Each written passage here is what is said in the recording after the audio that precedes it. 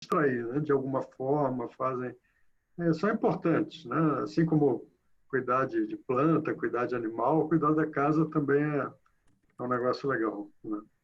Aqui em casa, desde antes da pandemia, quer dizer, já há mais de 6 meses que a gente resolveu dispensar diarista. A gente tinha diarista e agora nem isso temos mais. Então, eu e a esposa fazemos tudo.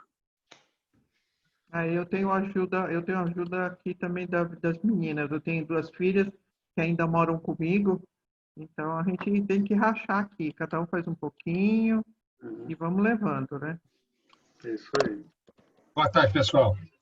Boa Boa tarde. tarde, Daniel. Boa tarde, Tudo bem, Fernanda? Como é que Daniel. vai? Boa tarde. Bem, você Tudo bom? Bem-vindo, Walter. Que bom que você Obrigado. veio. Fala aí, Bem-vinda, Valtinho. Poliana. Poliana também está aqui com a gente. Que Ô, bom. Poliana, Daniel. eu não consigo ver todos, vocês me desculpem, mas vocês podem ir se apresentando e se colocando.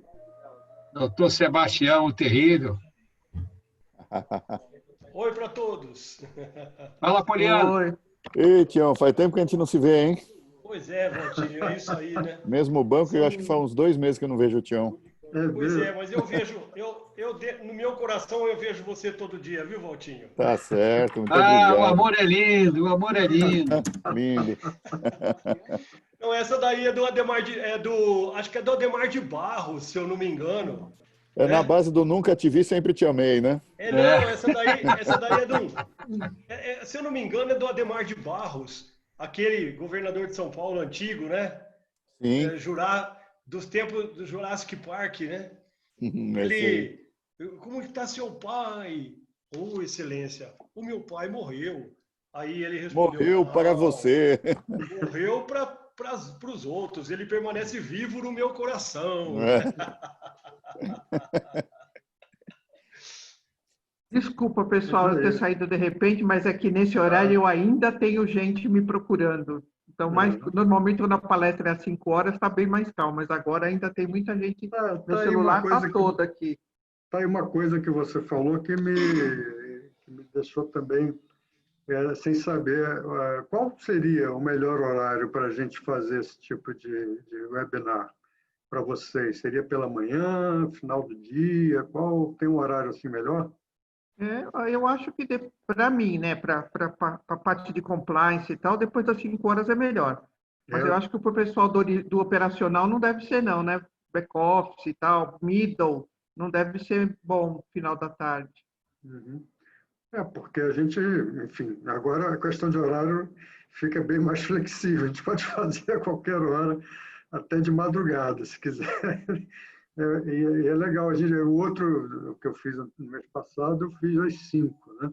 Aí eu achei melhor antecipar um pouco, porque achei que no final da tarde o pessoal já está mais cansado. Não sei. Mas aí A minha percepção, eu tenho tido essa percepção que final de tarde acaba sendo mais facilitador, né, ao pessoal. Facilita, né? Pois é, a gente precisa Eu tenho essa avaliar. impressão. Legal. Bom, A gente pessoal, acho pode que fazer esses ajustes aí na sequência. estamos aí no horário, né? Então, prestigiando quem chegou no horário, vamos dar início aqui.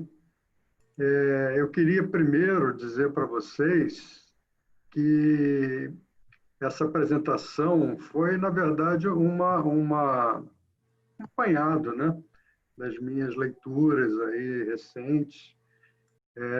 Essa questão da pandemia é uma questão ainda muito inusitada, né, para todos. Várias pessoas colocando opiniões, projeções, algumas projeções mais assim, catastróficas, né? Outras nem tanto, outras mais otimistas, mas enfim, são muito ainda questões ainda que não tem nada comprovado e nós estamos aprendendo juntos, né? Então eu procurei fazer esse apanhado, né, para vocês, para a gente trazer aqui algumas questões em discussão. Então, eu queria que vocês ficassem bem à vontade para interferirem, né, no debate. A ideia é realmente um bate-papo, tá? Não é uma palestra, é um bate-papo. Então, vocês fiquem bem à vontade para interferirem, é só abrir o microfone. Eu não vou conseguir acompanhar o chat, então é melhor abrir o microfone, interferir, falar, dar a sua opinião, fazer qualquer questionamento, tá? Eu só pediria o seguinte, só queria combinar o seguinte, se for alguma coisa sobre o que está sendo falado, ótimo, beleza. Se for alguma coisa que lembrou para ser mencionado sobre a questão geral, né, da ética e da Covid, eu pediria para deixar então para o final. Aí no final a gente abre, porque pode ser que você lembre de alguma coisa que eu vou falar em seguida. Então, só para não ficar assim, né, uma forma, ficar um pouco mais organizado. Mas está bastante aberto, tá? Eu gostaria mesmo de ouvir a manifestação de vocês. Bom, então, antes de começar a falar propriamente sobre as questões da ética, eu queria fazer um panorama geral sobre essa questão da pandemia, da Covid-19. Bom, em primeiro lugar, é importante a gente ter em mente isso, né, que a Covid tem se mostrado altamente disruptiva. Hoje, essa palavra é uma palavra da moda, né? A questão das tecnologias disruptivas e tal, e nós, de repente, temos uma pandemia que se mostra também bastante disruptiva, né?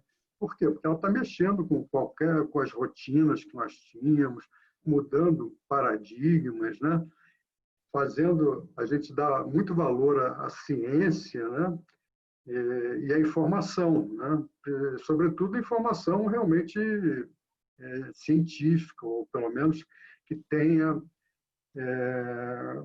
seja de uma fonte confiável, né? O perigo hoje tem sido, infelizmente, a questão das fake news que continuam aí, né, no plena pandemia, o pessoal ainda tentando falar um monte de coisa, defender, misturou também essa questão política, né, com a pandemia.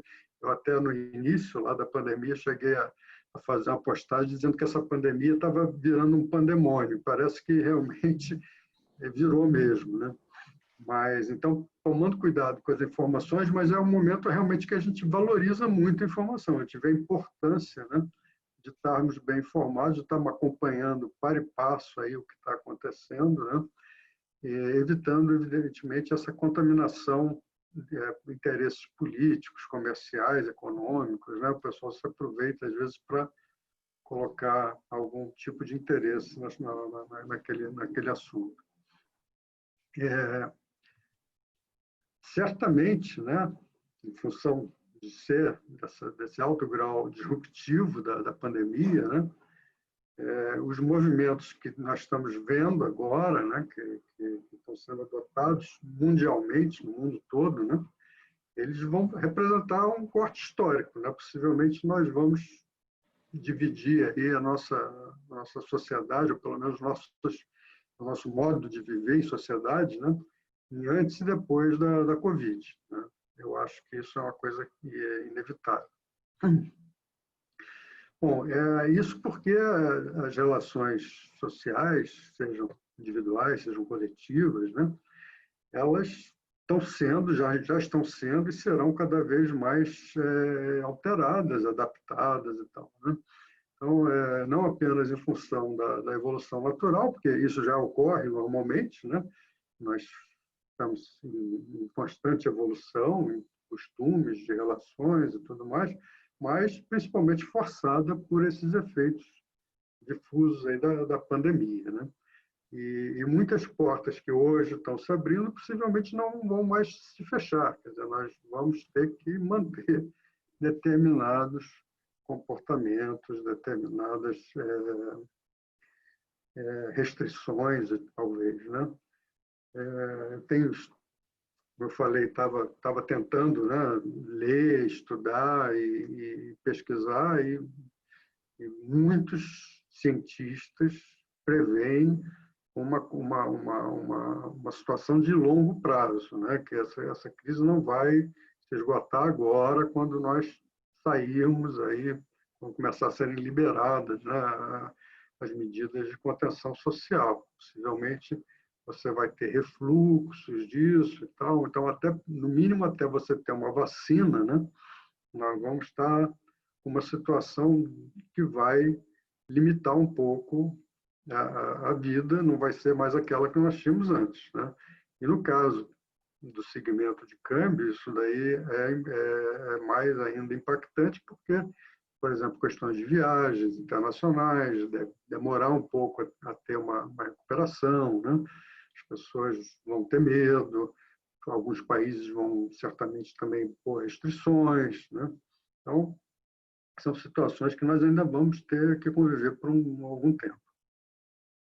Alguma coisa até agora, pessoal? Alguém quer manifestar alguma opinião, alguma dúvida? Então, vou dando sequência, mas vocês fiquem à vontade, tá bom? Ainda falando sobre a Covid, né? Quer dizer, não há ainda muitas certezas, como eu falei antes, né, como é que vai ser o mundo depois. Tem teorias, tem uma série de especulações e tal, mas realmente nós vamos ter uma bastante alteração nas nossas relações, tanto familiares, empresariais, até mesmo as governamentais, né? Alguns fundamentos, crenças, ideologias possivelmente serão alteradas também, né? No cenário político, né, há uma tendência, pelo menos o que se coloca hoje, que é uma tendência para se consolidar a questão do Estado nacionalista, né? O Estado nacionalista que vem sendo, vamos dizer assim, vem ganhando força, né, em vários países. Eu acho que o maior exemplo aí são os Estados Unidos, né, que tem lá o slogan do America First. Enfim, a sociedade resolveu realmente apostar na questão nacionalista e elegeu um presidente que tinha essa bandeira, né? Isso também vem acontecendo em outros países, aqui no Brasil também um pouco disso está acontecendo, né? Essa tendência deve ter um certo avanço, uma certa consolidação, à medida que os estados têm sido o alicerce, né, para as questões de saúde, as questões econômicas, né, o apoio às pessoas mais necessitadas e tudo mais. Então, a presença do Estado se tornou um peso bastante grande, né? Então, isso vai fortalecer, evidentemente, essa visão do Estado nacionalista.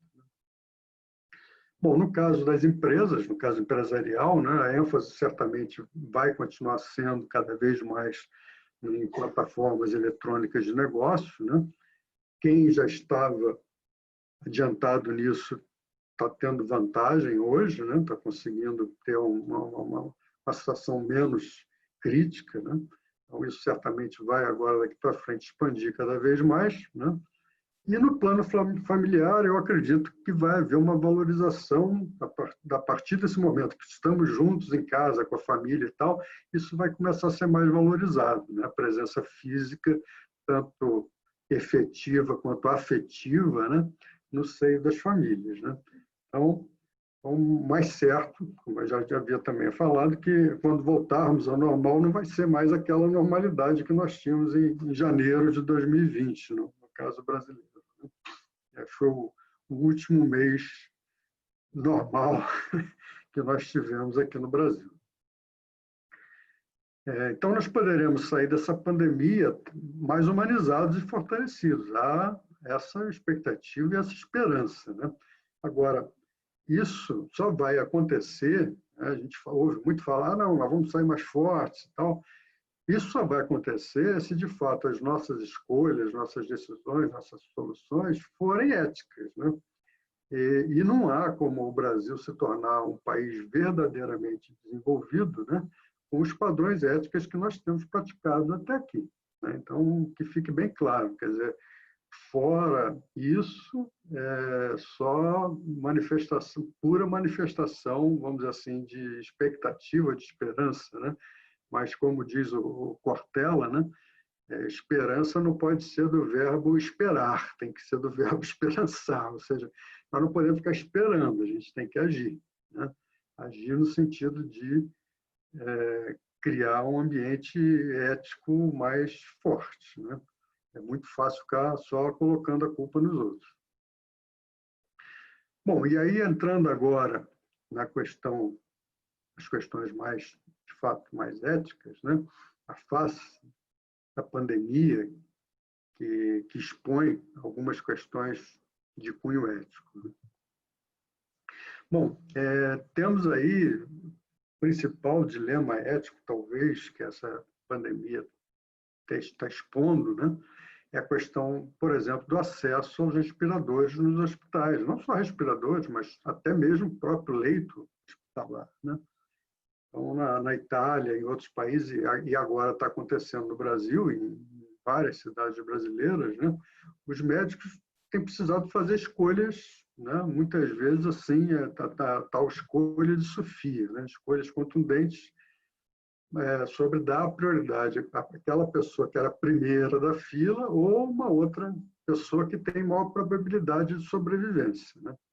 Isso é uma situação muito grave.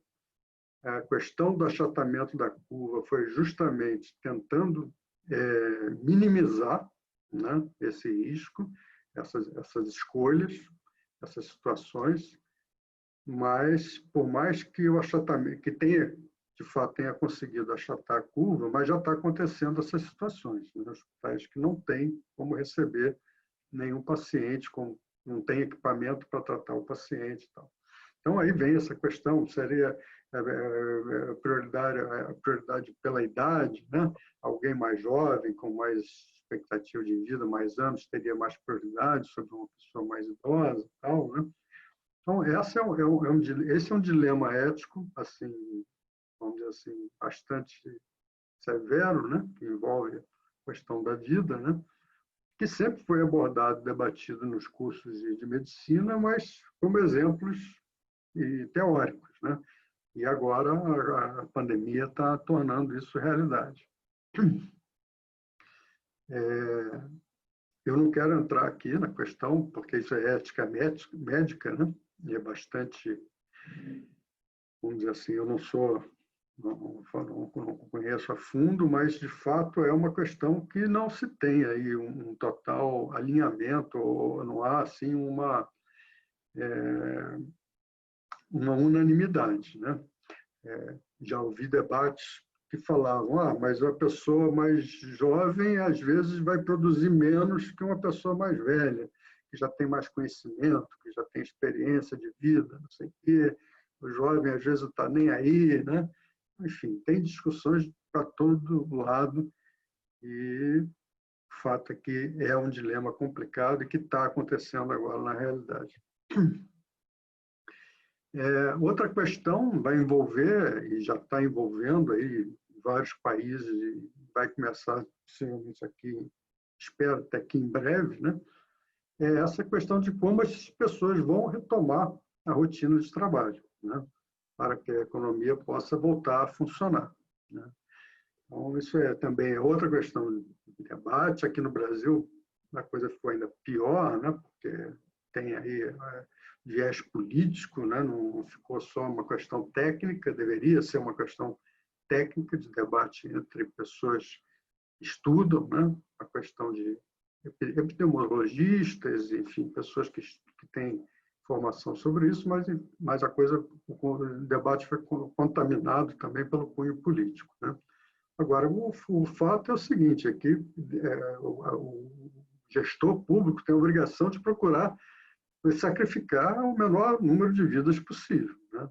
Então, o correto seria agir com muito cuidado, garantir que haja testes suficientes. Não haverão, né? Não haverá teste para todo mundo. Imagino, não teremos milhões de testes, milhões de pessoas sendo testadas, mas pelo menos que haja um mínimo, né, de testes. E os planos de abertura escalonados, né? E tendo em conta isso aqui, que é o mais interessante para a gente refletir, né? A reflexão mais profunda, é que, de qualquer maneira, seja a economia fechada, estando fechada, seja estando mais aberta, as pessoas de menor poder aquisitivo, de camada mais baixa, né, socialmente falando, elas vão ser as mais sacrificadas, né? Porque se está fechado, elas têm pouca chance de conseguir o seu sustento. Mas se está aberta, elas são as mais expostas, porque elas vão ter que usar o transporte público, né? Elas vão ter que participar de aglomerações, inevitavelmente, não tem como usar transporte público sem ficar uma pessoa junto da outra, né? Então, elas são as mais sacrificadas, seja numa situação, seja na outra. Então, é demagogia dizer que a economia fechada vai matar muita gente por falta de formas de sobrevivência, né? Isso é um pouco demagógico. Bom, e aí entrando naquela questão que lá no início a gente estava só comentando, né? A gente estava fazendo a preliminar aí antes de iniciar a apresentação, é a questão do home office, né? Bom, primeira observação a fazer sobre a questão da ética, né, é que não é porque nós estejamos afastados do nosso local de trabalho que a gente estaria desobrigado do cumprimento, né, das normas previstas nos códigos de ética de cada instituição. Ao contrário, né, nesse momento nós temos uma responsabilidade ainda maior, né, já que não há, vamos dizer assim, um relógio de ponto e tudo mais para controlar a questão de horário, de cumprimento de horário, não há ninguém ali vendo se você está de fato cumprindo as obrigações, então você tem um compromisso maior ainda de manter o seu padrão de conduta ética, né? Respeitando, inclusive, a questão da interlocução com chefes, com clientes, com parceiros e tudo mais, né? E essa questão do horário extraordinário, quer dizer, muitas vezes a gente hoje está sendo demandado em horários extraordinários. Muito embora, como eu estava até falando antes, a questão do horário, eu já tenho mais experiência, eu já trabalho já há alguns anos mais em home office do que presencialmente, né? Participo de reuniões e tudo mais, mas trabalho muito de casa, né?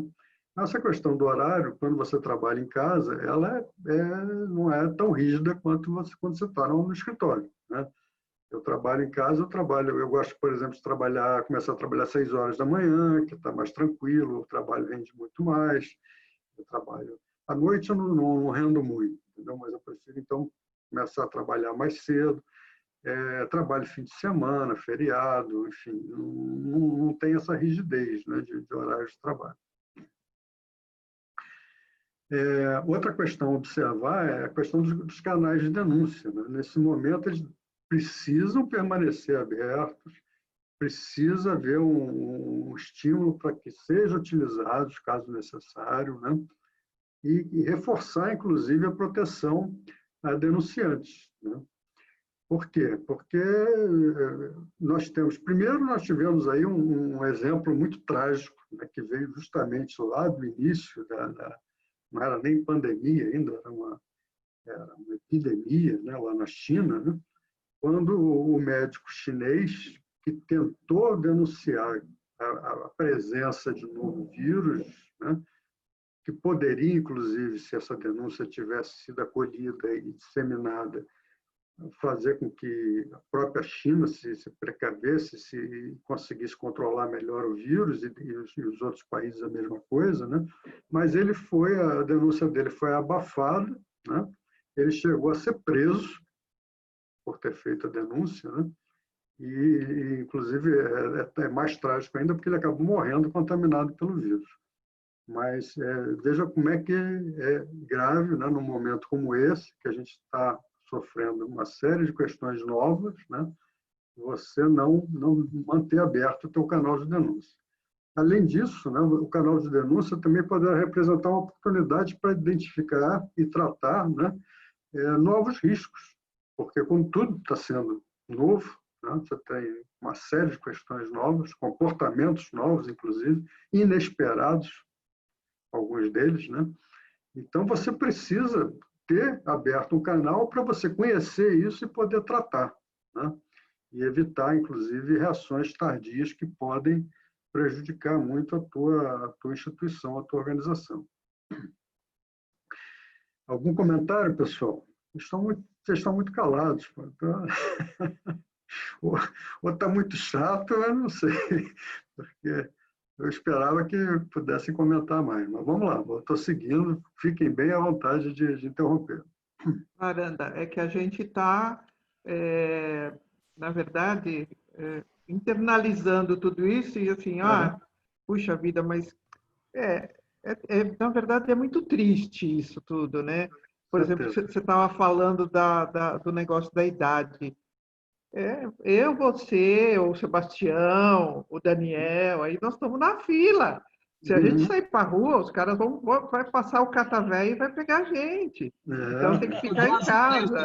Porque nós, infelizmente, nós estamos naquela listinha do lado esquerdo, não é do lado direito, entendeu?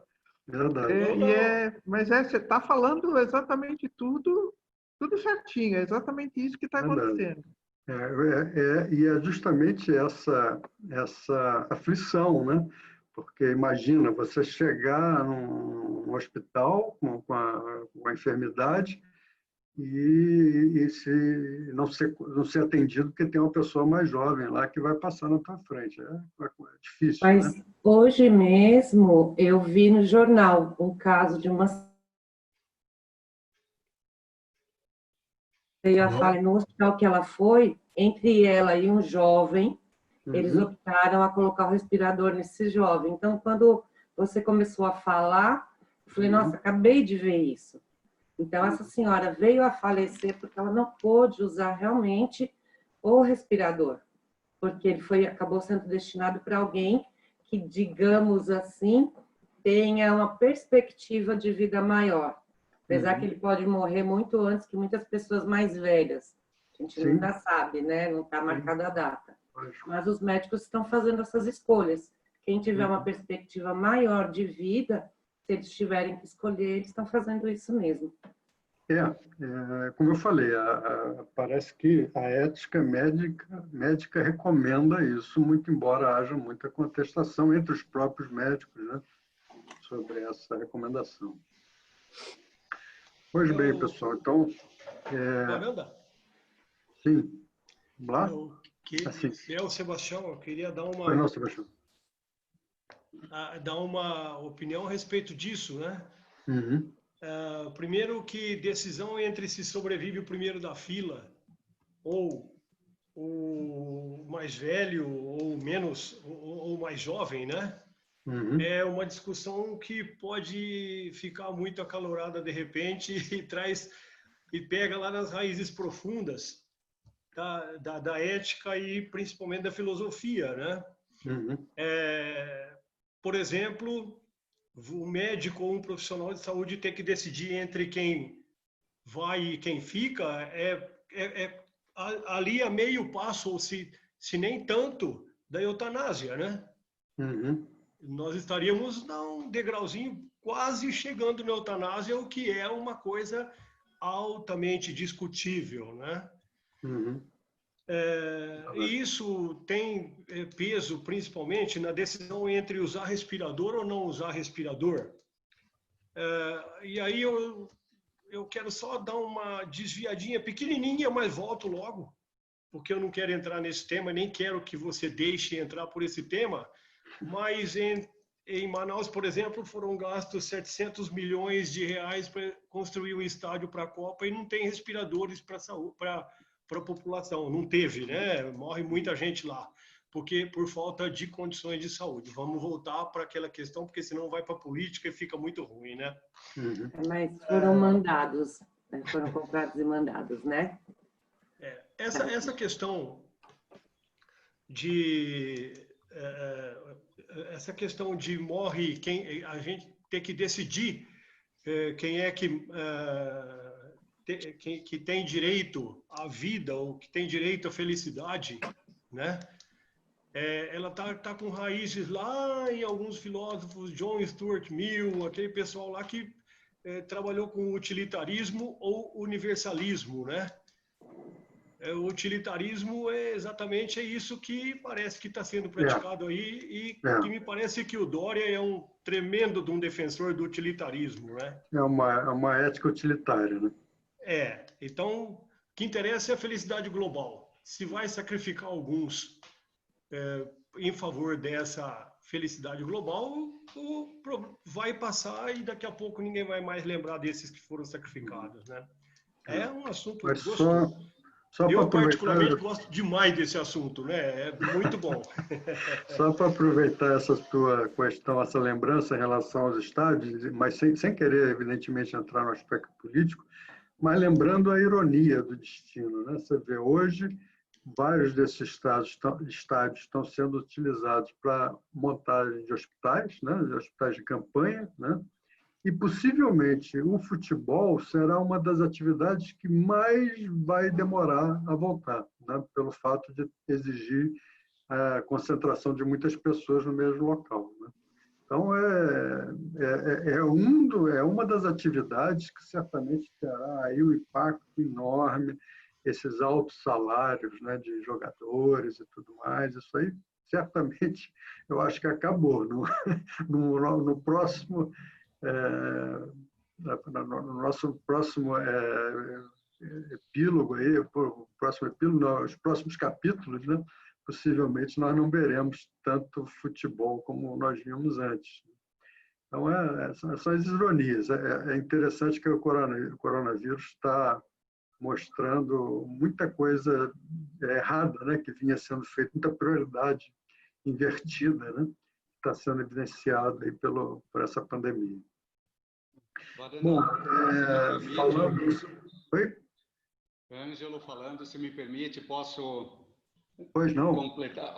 Uma questão nessa que vocês estão falando de direcionamento, né, de investimentos como estádios, eu também li uma questão de que os países, e não só o Brasil, escolheram errado o seu inimigo, que é mais ou menos assim a matéria, que juntando 1,4 trilhão de dólares gastos com segurança nacional, com exército, com armamento, né? E enquanto a saúde sofreu bastante, porque a prioridade foi a questão dos armamentos. E outra priorização bastante equivocada também, aí isso no Brasil, muito equivocada, além da questão dos estádios, né, Copa e Olimpíada, e é lógico, a corrupção, que desviou muito dos recursos, é a questão de que não dão atenção, e eu tenho convivido muito com isso na USP, é pesquisa. Abandonam, não incentivam, não investem em pesquisa, que certamente poderia ter ajudado a prever um pouco, a antecipar um pouco, a ter qualidade, a ter ciência a favor da saúde, né? Então, junta isso, a corrupção, que foi a questão dos estádios, o direcionamento global para armamentos e não para saúde, e o Brasil, de novo, falhando na questão de prevenção, que abandona a ciência e a pesquisa em favor do nada, né? Não tem opção, só isso. Obrigado. Obrigado a você, Calori. Um prazer te ver aqui, tá? Muito bom você estar com a gente. Ouvir. Obrigado. Fico até mais confortável de saber que qualquer coisa você pode me complementar aqui. Imagina, de forma nenhuma. Sou um ouvinte. Posso fazer só mais uma observação? Essa Pois questão não, da escolha dos médicos sobre quem vai viver ou quem vai morrer está sendo muito parecido com aquilo que acontece na guerra, né? Quando junta aquele monte de gente que levou tiro, essas coisas, eles têm que tomar essa decisão. Só que aqui agora está sendo uma coisa assistida. Então, dependendo da escolha que o médico tem 10 pessoas, 20 atrás dele, chamando ele de assassino. Mas se a gente comparar como é feito na guerra, está sendo uma coisa muito parecida. É uma situação de guerra. É uma situação de guerra. Você falou bem. É comparado exatamente a uma situação de guerra. Bom, então, continuando aqui sobre a questão do home office, né? As considerações finais aqui.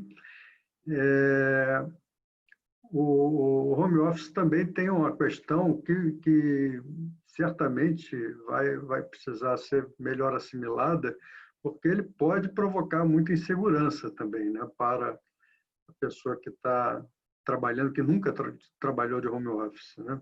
Então, a pessoa não sabe como é que o desempenho dela está sendo avaliado, né? Será que o chefe está percebendo que ele está ralando até mais, né, em casa do que no escritório, né?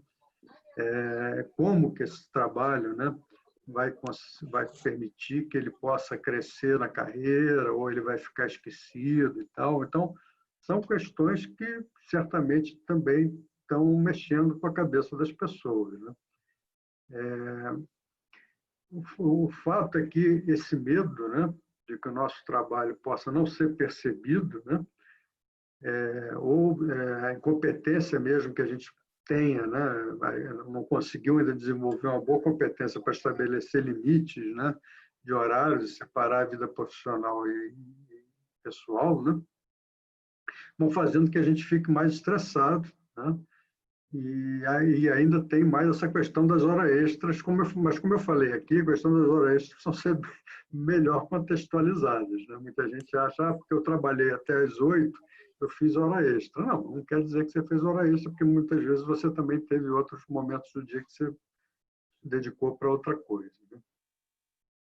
Bom, mas de qualquer maneira fica essa dúvida, como é que isso vai influenciar a minha carreira, vai influenciar a minha performance, né?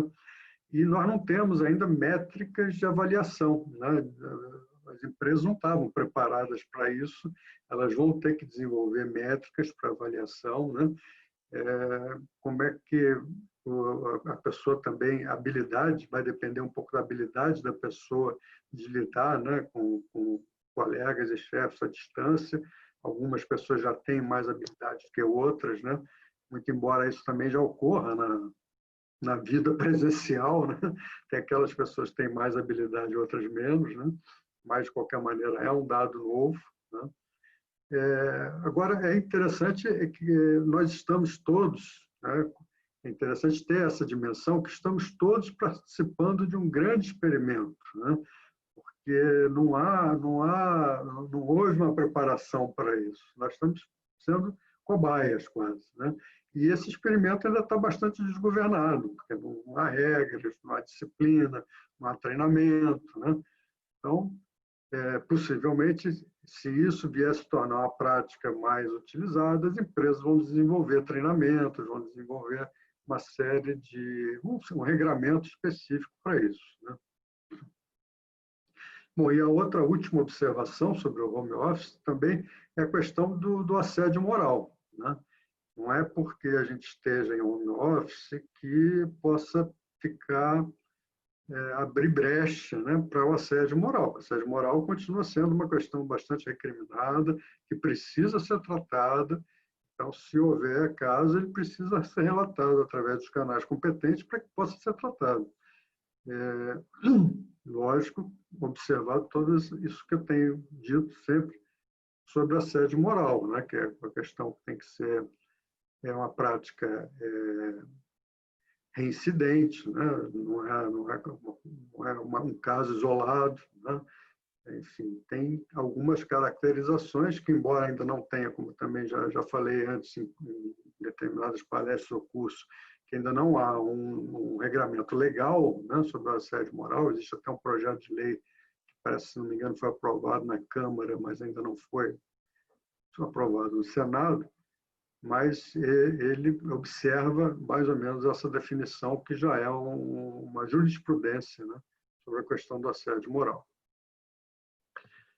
E, por último, né, lembrar a questão da desigualdade. Quer dizer, o home office também nos trouxe muita desigualdade na divisão do trabalho. Por quê? Porque nem todo mundo pode fazer home office, né? Ele se adequa mais a algumas funções, né? Funções que você pode exercer à distância, mas não é adequado a funções mais operacionais, né? E principalmente a questão dos serviços essenciais, né, que precisam continuar funcionando. Então, segurança, transporte, alimentação, farmácias, indústrias, logística de mercadoria, de distribuição de mercadorias, as entregas, delivery, né? Isso tudo precisa continuar funcionando, né? E o que dizer, então, dos médicos e dos profissionais de saúde, que, além de estarem se expondo à contaminação, eles estão trabalhando de uma forma completamente extenuante. Então, essa é outra questão que tem sido muito debatida, é uma questão ética que veio à tona a partir do momento que você teve uma divisão entre aqueles que podem ficar em casa, fazendo suas atividades de casa, e aqueles que não podem ficar em casa, né? E como eu falei antes, aquelas pessoas, as mais camadas menos favorecidas, acabam também, nesse caso, também sendo as mais expostas e as que vão sofrer mais, né? Então, outra questão que a pandemia tem ressaltado é a desigualdade social, né? Se nós não lutarmos para resolver esse problema, não avançarmos nessa questão, nós vamos estar sempre, toda vez que a gente estiver exposto a alguma situação crítica, nós vamos ser os mais vulneráveis. No caso da Abracan, só para falar um pouquinho, né, do que está acontecendo na Abracan, como eu sou consultor da Abracan, eu tenho acompanhado o dia a dia, né, da associação, né? Então, é importante notar o seguinte, que em tempos de crise, né, e principalmente numa crise dessas proporções, que nós nunca sequer poderíamos imaginar, né, união de esforços, pensamento coletivo e esse espírito associativo, eles são elementos essenciais, né? Então, para que a gente possa conseguir superar isso e até conseguir ter alguma expectativa melhor, né? Então, os associados, e não só as instituições, né, que compõem a Abracan, mas, sobretudo, as pessoas, né, elas são a razão de ser da associação, tanto da Abracan, como eu acho que deveria ser em qualquer associação, né?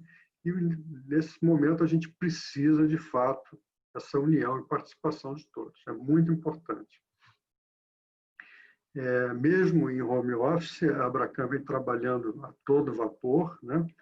Vem se empenhando muito junto ao governo federal, Banco Central, Congresso e tudo mais, na busca de medidas que possam amenizar, né, os impactos negativos aí da crise sobre as instituições associadas, né? E, inclusive, várias dessas medidas já foram aprovadas, né? Além disso, estreitou ainda mais a comunicação com os associados, vocês têm visto isso, né? Procurando, inclusive, colher subsídios para orientar essas ações que estão sendo feitas. É muito importante que vocês também passem as impressões, sugestões, né, para que a Abracan possa orientar essas ações, né? E, além disso, ainda adotou esse novo formato, né, de palestras, de encontros à distância, né? E abriu, né, um canal de comunicação novo que vamos possivelmente continuar mantendo, né, para que a gente possa incrementar aí os treinamentos à distância. Bom, e por falar em treinamento à distância, a gente tem que falar um pouquinho também da educação à distância, né, que é outra questão que há uma desigualdade muito grande, né, que fez transparecer essa desigualdade. Então, nós temos hoje no mundo cerca de 1 bilhão e 500 milhões de estudantes, né, fora da escola, né? Alguns países mantiveram as aulas, mas a maioria deles fechou as escolas, né? E, desde então, né, os professores e gestores têm buscado estratégias para minimizar os impactos, né? No Brasil, inclusive, o Ministério da Educação liberou o ensino à distância, né, para a educação básica, né, tanto na rede pública quanto privada, na tentativa de evitar que os alunos percam o ano, né? Então, a tecnologia que até há um tempo atrás, às vezes era vista até como obstáculo e tal, o pessoal não, agora está sendo uma solução, né? Mas ela também, isso traz bastante desigualdade, porque você tem a questão da familiaridade, tanto de professores quanto dos alunos com essas ferramentas tecnológicas, né?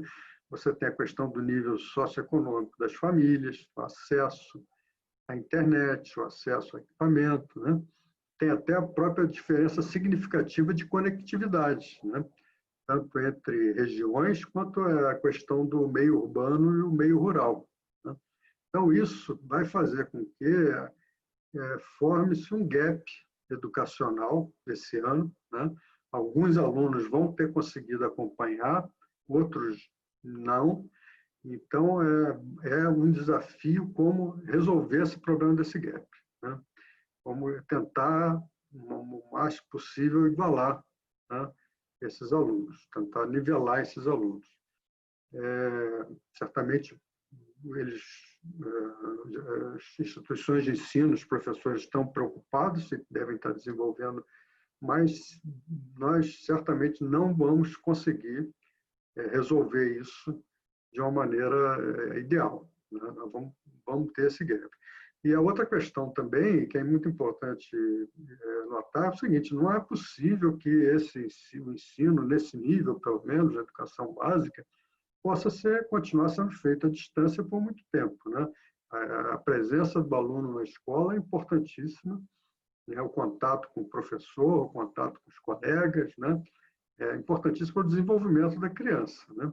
E fora que, no nosso caso aqui no Brasil, ainda tem a questão da merenda escolar, quer dizer, às vezes o garoto só se alimenta na escola, né? Então, até o governo criou aí uma cesta básica, está dando um valor lá para cada criança e tal, para que possa continuar sendo alimentado e tal. É uma questão bastante complexa e com bastante desigualdade também. Portanto, existem escolhas éticas que precisam ser feitas também nessa questão da educação. Professor, Varanda, deixa eu só dar um depoimento aqui. Eu tenho uma das filhas que mora aqui comigo, ela é professora da rede privada e ela tem dado aulas diariamente, em 2 períodos, na parte da manhã e na parte da tarde. E ela está tendo uma dificuldade, por quê? Assim, os alunos comparecem, os alunos estão assistindo às aulas, só que a maioria dos alunos precisa dos pais para dar o apoio. E os pais não podem dar o apoio porque eles estão também trabalhando em casa. Então, assim, está tendo esse choque de situações, entendeu? Os pais não podem dar atenção para a criança que está assistindo a aula naquele momento, porque ele também tem que trabalhar. Então, assim, eu acho que eles vão ter que criar uma situação de, sei lá, ter aula pelo menos uma vez por semana, ao vivo. Eu não sei exatamente, mas ela está sentindo na pele esse problema. Não, perfeito, Vilma. Está acontecendo, sim. Esse é outro problema, né? As crianças, o pessoal achou que os pais pudessem suprir isso, mas os pais também precisam trabalhar, né? É lógico que eu também acho que precisa haver um esforço, né, dos pais para tentar minimamente aí em alguns horários poder se dedicar a isso, né? É que os pais também estavam afastados, né, dessa atividade já há muito tempo, né? Nem tem o costume, nem tem o hábito, não tem método, enfim, vão precisar desenvolver isso também, eu acho que daqui para frente, né? Bom, então, a questão do direito à privacidade. Eu trouxe aqui 2 exemplos que envolvem essa questão do direito à privacidade. Se vocês tiverem outros, eu agradeceria, mas para a gente refletir. Então, primeiro, a questão do monitoramento de celulares, né? Houve aí um tremendo alvoroço nas redes sociais, estão cerceando o meu direito de ir e vir, não sei o quê e tal. Não é bem assim, né? Não é bem assim porque primeiro, os dados que estão sendo tratados são dados agregados, né? Não pega dados de pessoa física, quer dizer, só o georreferenciamento só mapeia onde tem concentração de celulares e, portanto, de pessoas, né? Não há nenhuma conexão entre aquele celular com o seu proprietário. Mas mesmo assim, essa questão chegou a uma questão mais geral, né, sobre a questão do direito à propriedade, chegou a ser submetida ao Supremo, né? Houve um julgamento, houve uma decisão unânime, que é uma raridade lá naquela corte, né? E, de fato, foi legitimado, nesse momento de emergência, né, de calamidade pública, a ação dos estados e dos municípios que têm tomado essas medidas de contenção. Tanto que agora já se coloca aí a proibição de sair na rua, tem alguns lugares que a polícia está fazendo essa contenção e tudo mais. Então, não podemos confundir o direito à privacidade com a questão do momento que estamos vivendo, né? Um momento crítico. A outra questão é a publicização da condição de ter contraído o vírus. Isso aqui até foi a Amanda que me lembrou um dia desses, quando a gente estava conversando, né?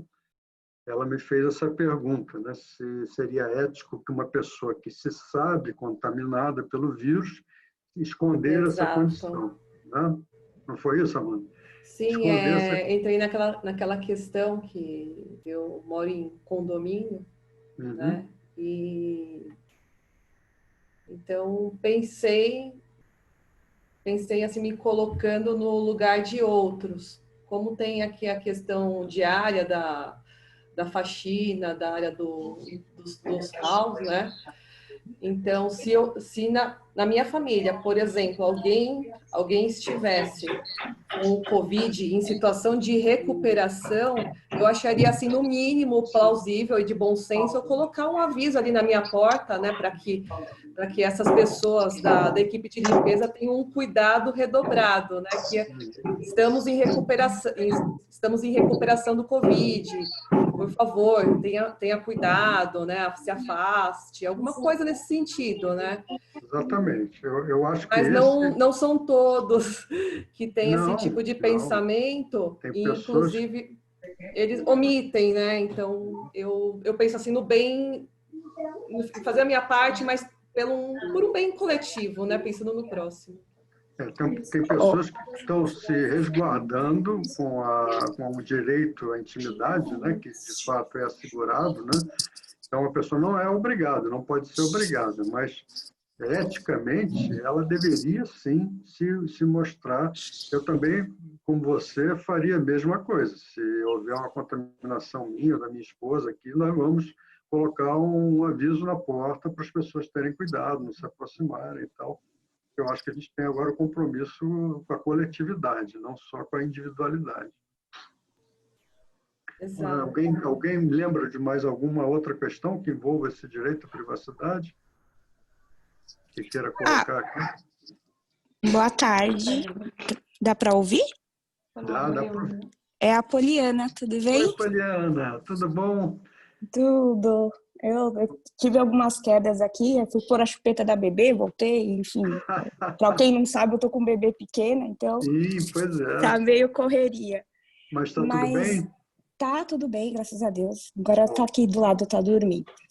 Eu também moro em condomínio, né? E a gente tá num impasse, na verdade, com o Covid, porque ficou algumas coisas a gente entendia, outras nós, né, não entendíamos, enfim. E aqui no condomínio tem um salão de beleza, que é um serviço terceirizado. E aí foi liberado, ele fechou por um período e depois eles reabriram. E aí são 8 funcionários que não moram no condomínio, que você não sabe como que vive, que é uma entrada, é um lugar que aglomera, porque é um espaço pequeno. Enfim, e aí começou o impasse. E aí, qual pode ou não pode? O direito de ir e vir é terceirizado, porque se fosse um serviço prestado pelo condomínio, o condomínio encerra e acabou, pelo bem-estar de nós, né, dos condôminos, mas é terceirizado, ela paga aluguel, ela é uma inquilina, e ainda entrou nesse impasse, aí ela entrou com o direito de terceiro, de prestador de serviço, e nós entramos com o direito de que não, é uma prestação de serviço, mas que no decreto não consta, porque salão de beleza não pode. E a gente está numa briga ainda, porque o salão está aberto, e tem moradores que são a favor, que não quer ficar dentro de casa, que quer descer para um salão, que quer fazer um cabelo, que quer fazer uma unha, entendeu? E as crianças não aguentam ficar em casa, as áreas estão fechadas. E aí você começa a perguntar, uma piscina de um condomínio, você está distante de uma pessoa, mas você não pode ter o acesso, porque por causa do coronavírus, e um salão de beleza. Pois é. Né? Então, são situações bem complicadas. São situações complicadas. São síndicos que estão se omitindo, né? Não quer comprar briga, quer ficar bem com todo mundo, não quer comprar briga. Porque se o síndico tiver pulso, ele tem poderes para agir, e essa situação, a mesma situação é uma decisão, né, que o Supremo fez em relação aos estados e municípios, ela vale também para quem está dentro do estado. Quer dizer, se há uma proibição, né, o condomínio tem toda a condição de mandar fechar, né, porque é uma lei municipal, estadual, que está dando esse respaldo. E eu entrei com a prefeitura. Eu entrei com a prefeitura. A prefeitura notificou. Eu fiz a reclamação direto com a prefeitura notificou.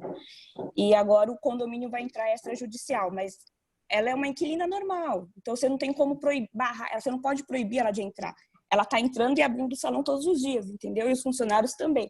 Então tem que entrar com a ação judicial, extrajudicial, aguardar. Ela é uma inquilina normal, mas de uma atividade comercial, sim, não é uma atividade, não é uma moradia, né? Sim, e aí você também entende, porque são todos prestadores de serviço que não têm salários, que estão na fila dos R$600. Quer dizer, assim, você tenta ver os dois lados da moeda, mas você não sabe, você não consegue. Chega uma hora que você começa... Prioridade, de fato, eu acho que tem que ser para a questão da saúde, né? Sim. Então, devem ser muitos moradores, imagina, né? Arriscar a saúde de muita gente. Né? E muita gente do corredor de risco, né? Então, infelizmente, é bem complicado essa parte. Obrigada, viu, Varanda? Eu que agradeço, Feliana. Bom te ver. Obrigada. Quem quer fazer mais alguma colocação? Eu também. Essa questão do monitoramento, o governo aqui de São Paulo bateu tanto que ia fazer, mas, na verdade, assim, eu acho que ele mais ameaçou, querendo mostrar poder do que está fazendo. Porque tem tido muito baile funk na periferia, muita reunião, muita festa, e a polícia acaba chegando lá por causa de denúncia, e não porque eles estejam fazendo monitoramento de aglomeração de pessoas. Então, eu acho que ele quis mostrar, na verdade, desculpa se eu me dirigir um pouco para a política, mas eu acho que, na verdade, ele não está fazendo porcaria nenhuma disso. Ele quis colocar medo nas pessoas para tentar, com esse medo, colocar todo mundo em casa. Porque é direto você vê em jornais essas coisas, as denúncias das pessoas que fazem com que a polícia vai e barre os bailes. Complicado, né? Difícil a atuação nessas comunidades, é muito difícil, né? A gente viu aí muita gente condenando também o governador, o prefeito, tudo mais. Por que não impediu o carnaval, se nós já tínhamos em janeiro? Eu acho completamente inviável, né? A pessoa até pensar uma coisa dessa. Imagina se hoje, em plena pandemia, morrendo mais de quase chegando a 10 mil mortos, né? As pessoas estão na rua. Imagina se lá em fevereiro, quando não tinha ainda perigo, né? Ou pelo menos ninguém conhecia exatamente isso ainda, alguém pudesse segurar uma festa como o carnaval. Então, complicado. Eu acho, como eu já fui gestor público, lógico que não nessa dimensão, mas já atuei, né, em gestão pública, é muito fácil acusar, né? É muito fácil acusar, mas você, quando está à frente de uma situação dessa, que realmente fica difícil você tomar as melhores medidas e que elas sejam efetivas de uma maneira também plena, né? Numa cidade tão complexa, tão complicada como São Paulo. Mas rebatendo um pouco o que o senhor falou, a gente corre o risco, dependendo de como seguir o rumo da coisa, de cancelar o carnaval do ano que vem. Então, sim, ano que vem sim. Não, talvez não seria melhor ter tentado agora, tentado de alguma forma prevenir Era inviável, inviável, inviável. Os gastos já tinham sido feitos, o pessoal de escola de samba, eles iam incendiar a casa do prefeito, do governador. Isso é verdade, porque eles levam um ano inteiro, realmente. Eu tenho amigos na escola. Eles levam um ano inteiro fazendo tudo aquilo, é um trabalho de um ano mesmo. É muito fácil falar, mas vai fazer... A gente que está fora da situação, dar o pitaco é a melhor coisa, verdade. Bom, finalizando aqui agora já, fazer só... A gente fez aí uma monte de colocação que não foram muito positivas, mas fazer uma colocação positiva que é em relação ao meio ambiente, né? Quer dizer, quem mais está agradecendo essa pandemia é o meio ambiente, né? Então, essas condições que, ao mesmo tempo, levaram à desaceleração econômica e também a diminuição forçada da atividade humana, né? Inclusive com questões afetando o consumo e tudo mais, vem mostrando, né? Mesmo a contragosto de alguns, que a sociedade, de fato, né? É a maior responsável pelas condições de degradação do meio ambiente, né? Então, havia aí, recentemente, a gente escutou muitas pessoas contestando, né? Todas aquelas teorias sobre a questão do aquecimento global e tudo mais, dizendo que não, que isso é uma questão que acontece de anos em anos, de milhares de anos, sei lá. De fato, deve ter, de fato, séries históricas que mostram, se você for analisar no longuíssimo prazo, né, que tem repetições de efeitos de aquecimento, de resfriamento global. Mas não é incontestável, né, que a atividade humana tem sido o maior causador do desequilíbrio. Então, vamos esperar que esse exemplo, que agora está gritante, né, a gente vê aí animais voltando, eu já recebi vídeos que lá no Rio, na praia ali no Arpoador, cheio de tartaruga nadando, entendeu? Peixinhos, tartarugas e tal. Você vê, outro dia também, do Rio de Janeiro também, apareceu uma onça lá perto ali do Vidigal, do Morro do Vidigal. Isso está acontecendo em todo lugar, né? Os animais selvagens aparecendo, a questão do clima, né? Do ar mais puro, a gente não vê mais aquela nuvem de poluição, né? Então, a expectativa que fica, né, é que essa experiência que nós estamos colhendo nesse momento, né, ela pode servir realmente de subsídio para esse entendimento da questão global de uma vez por todas, de uma maneira definitiva, acabar com esse tipo de teorias, né, que dizem que o homem não é, e que, inclusive, acabam estimulando ou justificando o aumento de desmatamento ou coisa do tipo, né? Então, vamos realmente esperar, mas dentro daquele princípio do esperar, mas do esperançar, né? de trabalhar para que, de uma forma definitiva, isso fique afastado e a gente consiga, de fato, permanecer num caminho aí de contenção dessa poluição, né? De contenção dessa situação do meio ambiente, para que a gente possa até deixar para as futuras gerações aí um mundo melhor. Eu acho que esse exemplo agora é um exemplo contundente que vai ficar para sempre. E agora, só para deixar, eu gosto sempre de tratar um pouco dessa questão da integridade nas minhas apresentações, então só para relembrar um pouco que uma sociedade só pode ser íntegra se cada indivíduo for íntegro, né? Então, a integridade é do indivíduo. A gente não pode querer achar que a nossa sociedade, que é o nosso povo, não. Somos nós, né? Somos nós. Vamos assumir essa postura, essa conta que a gente tem mais chances de mudar. Então, nos negócios, né, além de observar as leis, normas, diretrizes que regem aquela atividade, né, é preciso que a gente sempre se paute para um comportamento honesto e ético, né? Tenho falado isso sempre nas nossas apresentações, nos nossos cursos da ética no trabalho. E a integridade, então, começa em cada um de nós. É indispensável a boa governança de nossas vidas, não só a governança das nossas organizações, mas a boa governança das nossas vidas e benéfica a toda a sociedade, né? Essa é a mensagem final que eu queria deixar para vocês. Voltando aqui, deixando aqui o meu agradecimento, né? Meu contato. Tem aqui a página também que eu sempre costumo colocar para vocês, se quiserem entrar e consultar algumas coisas algumas notícias, alguns artigos que eu publico, né? E mais uma vez aqui abrindo para vocês, né? Eu agora, Amanda, poderia ver o chat que eu não consegui ver, mas enfim, abrindo Varanda. debate. Né?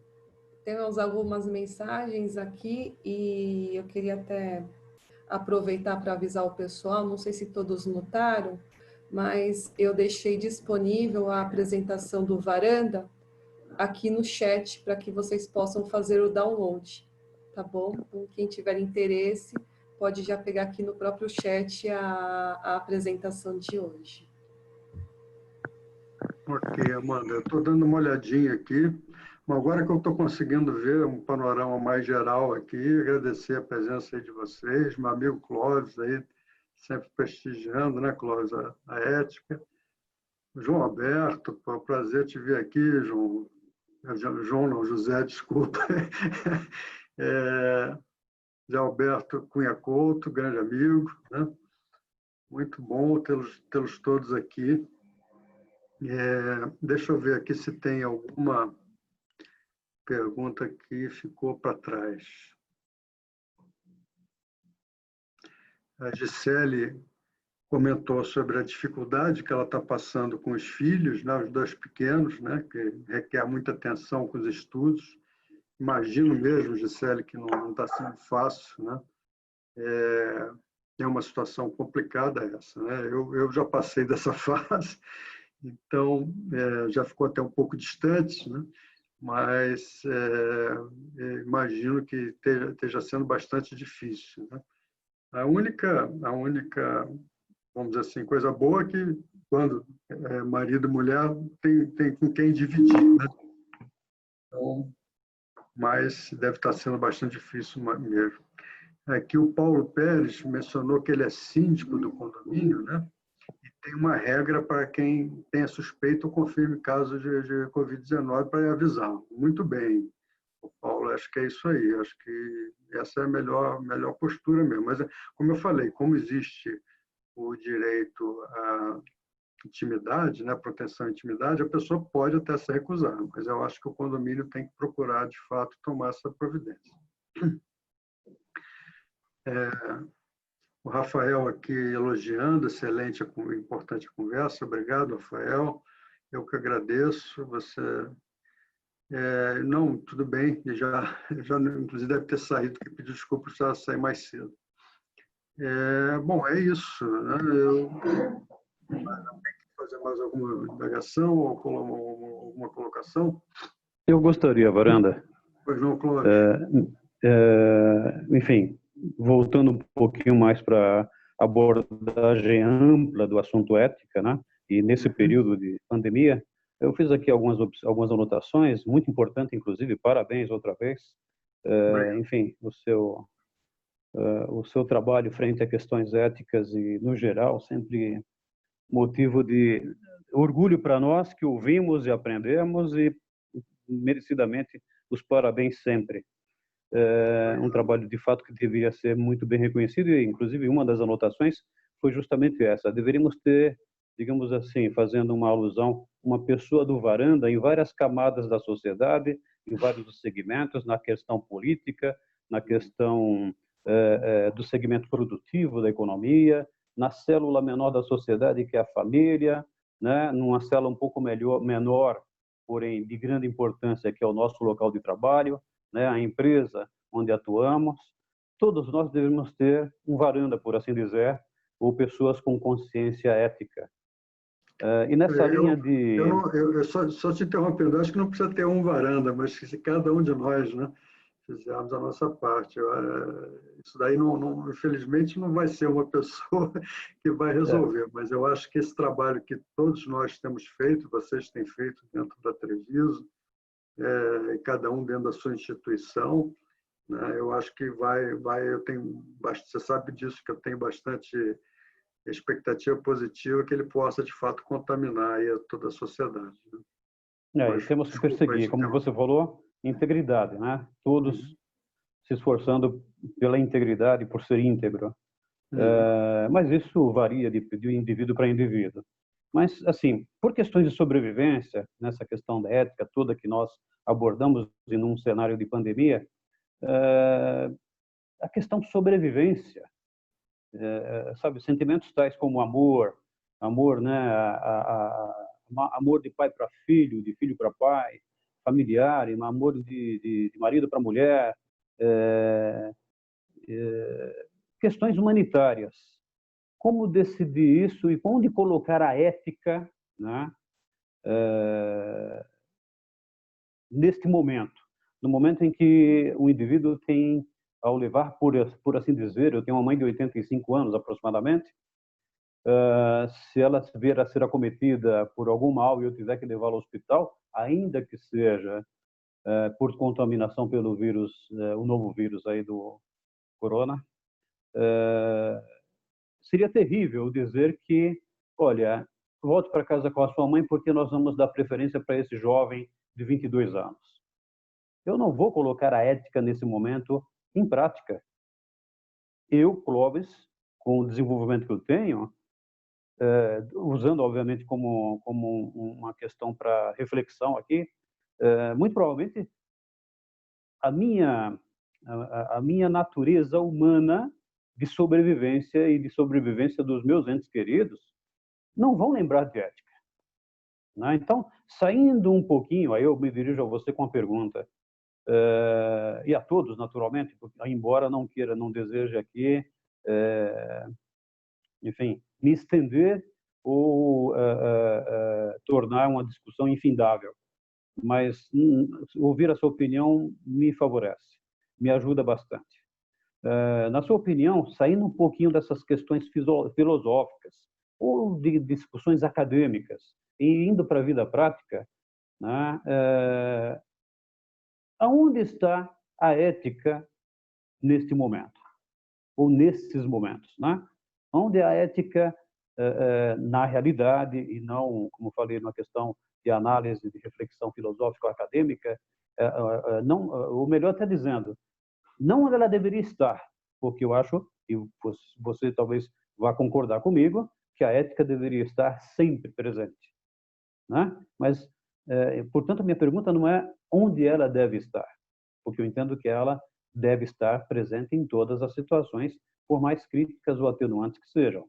Mas, na realidade, aonde está a ética nesse processo de tomada de decisão por parte de médico, quando escolhe o paciente que vai viver ou morrer, no momento do administrador público, que toma a decisão se vai manter o carnaval ou vai suspender o carnaval, se vai fazer o rodízio, placas placas ímpares, dias pares, dias ímpares, ou algo mais agressivo.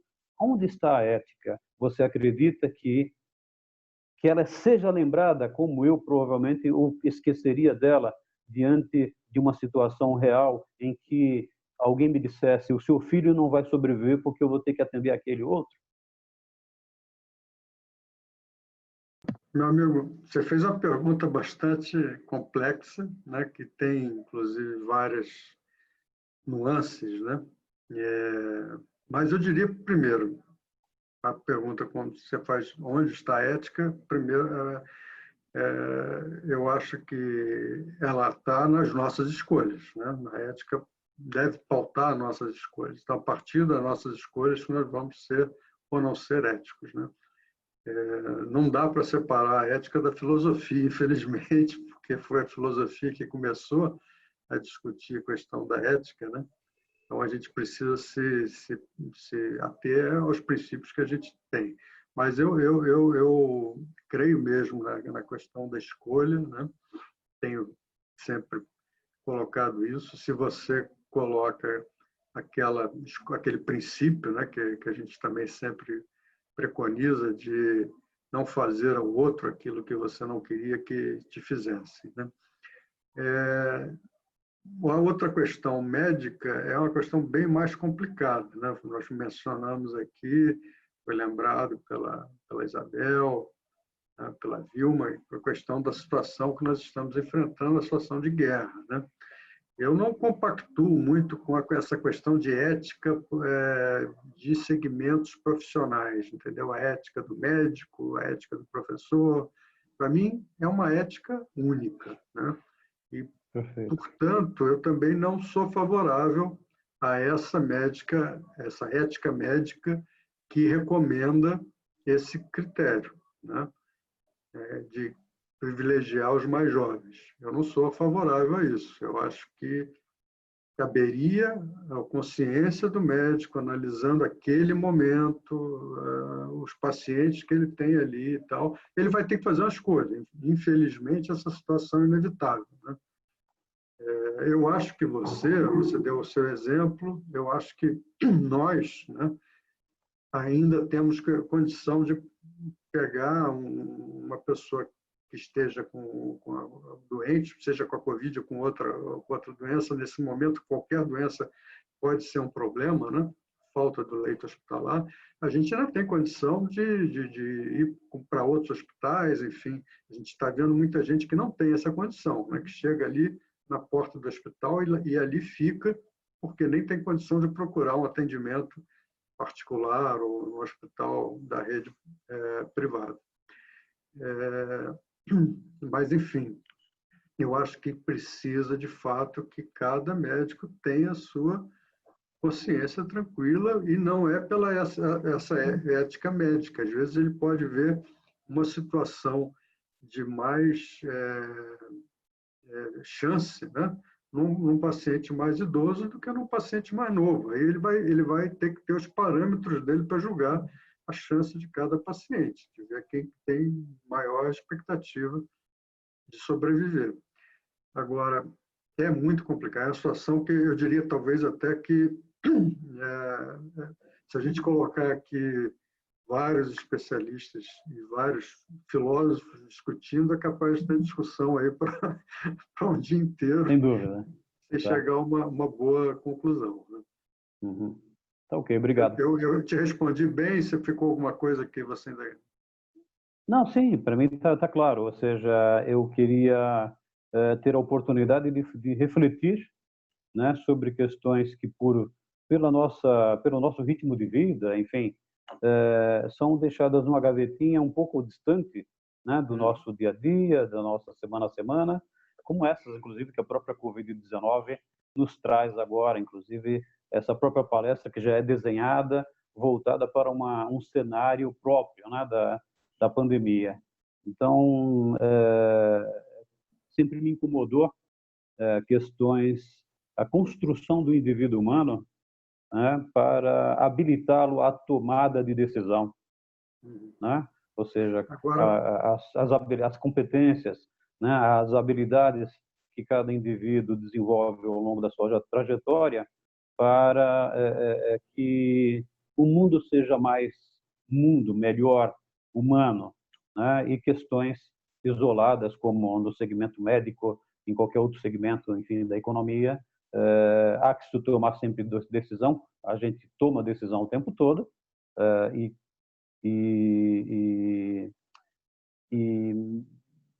eu me questiono, né? Nessas decisões, nós lembramos de colocar a ética, nós lembramos de sermos éticos, ou como, por exemplo, quando você vai falar de geografia, você lembra das aulas de geografia que teve? Quando você vai se manifestar em inglês, você lembra, né, do domínio que você tem, no limite do domínio que você tem da língua inglesa. Mas e a ética? A ética, ela não deveria, de repente, ser mais explorada e ser um termo muito mais presente no dia a dia da sociedade? Ao ligar a televisão, ao ver um noticiário noturno, enfim, uma produção de Hollywood, na cadeira escolar, no ambiente da empresa, né, no ambiente corporativo.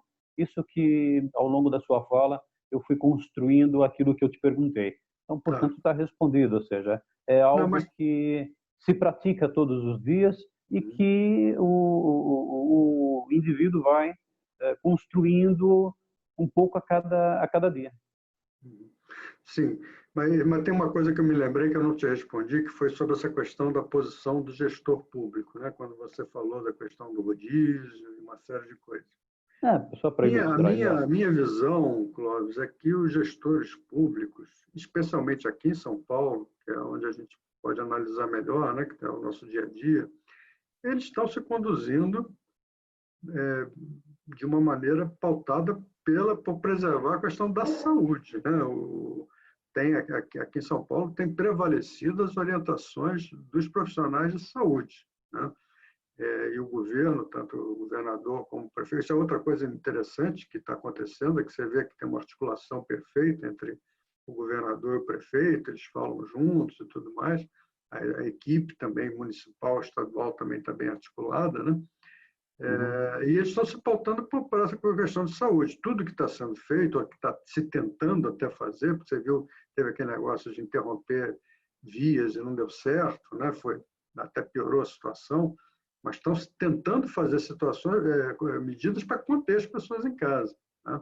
Porque o nível de isolamento está muito baixo, né? Chegando aí a 40 e poucos %.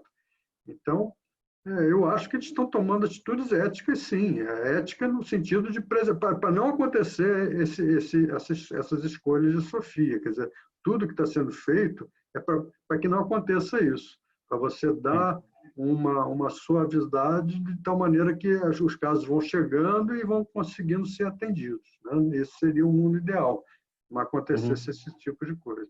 Eles estão fazendo todo o esforço para isso. O problema é que no cenário nacional nós temos um presidente, por exemplo, que é contra isso e que brigou publicamente com o governador, xingou o governador de tudo quanto é jeito, né? Eu não estou querendo defender um nem acusar outro aqui, né? Estou mostrando como é que essa questão política tomou conta de onde ela não deveria, quer dizer, deveria ter uma união de todos. Numa situação ideal era para você ter uma videoconferência com o presidente, os governadores e tal, todo mundo junto, falando a mesma linguagem, né? Mas, sem dúvida, isso não ocorreu.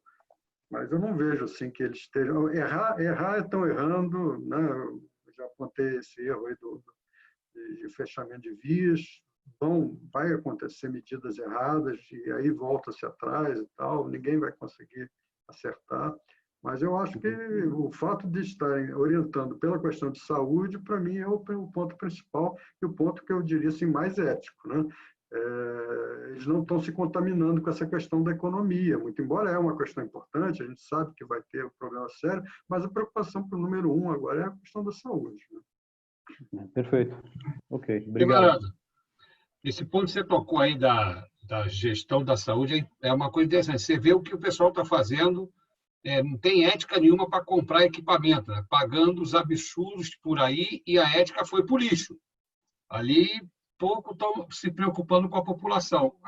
Comprar, como o governador do Rio comprou, aliás, aqui em São Paulo, comprar de uma empresa no Rio, que é um lugar que nem existe no mapa.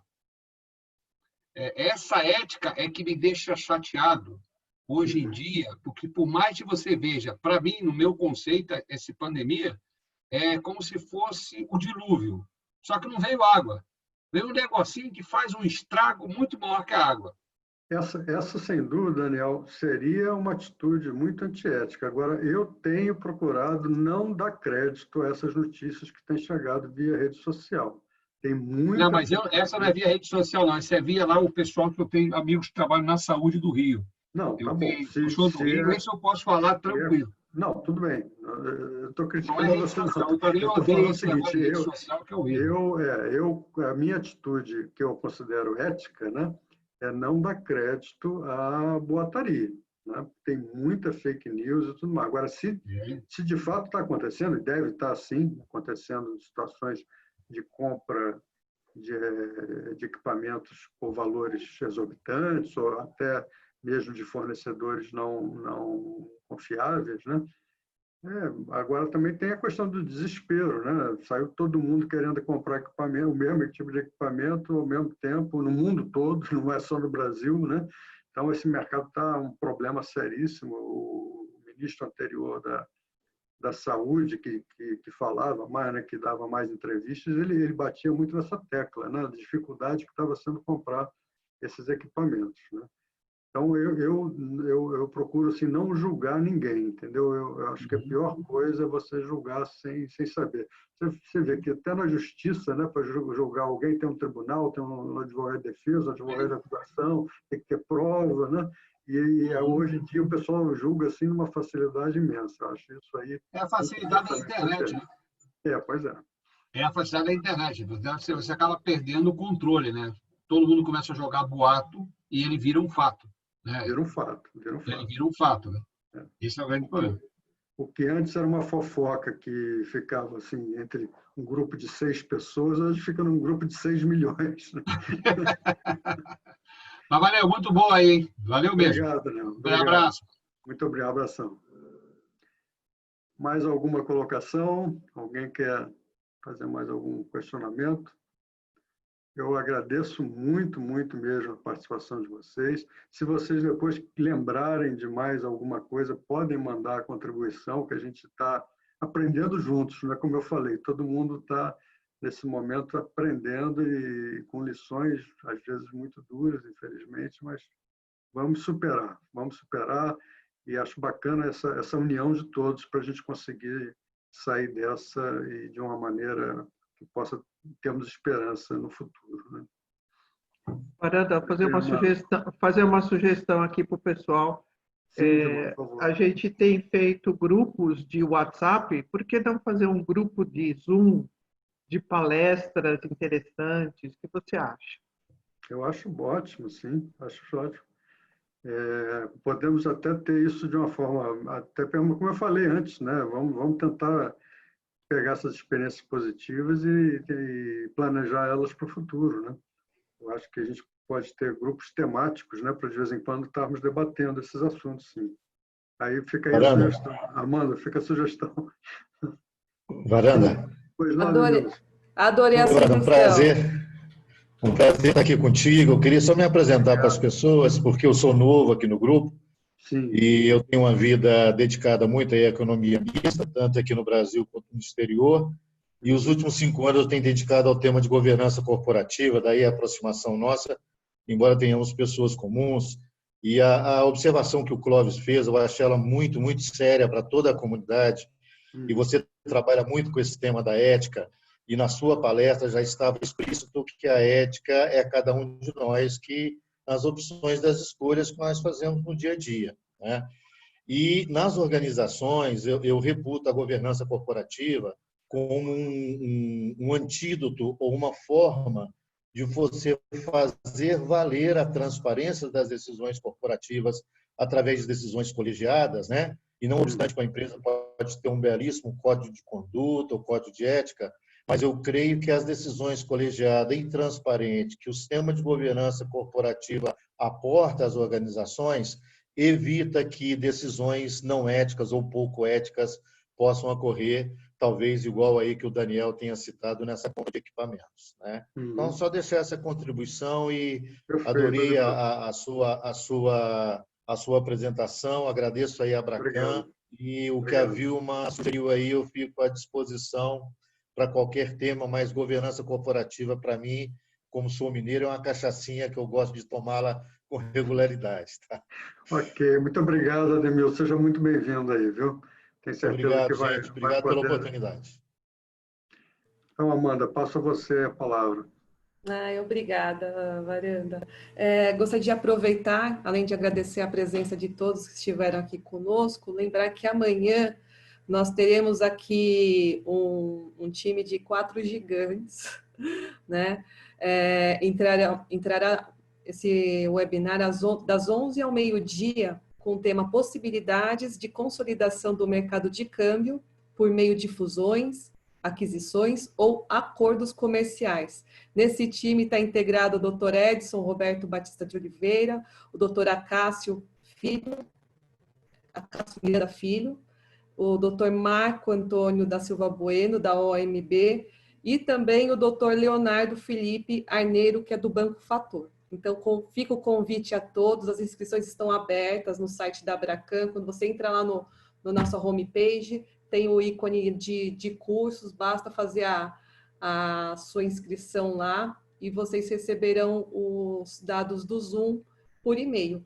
Ou quem quiser, eu deixei também à disposição o meu celular para cadastrar aqui numa lista de transmissão que eu tenho, para efeito de envio dos acessos aos interessados, tá bom?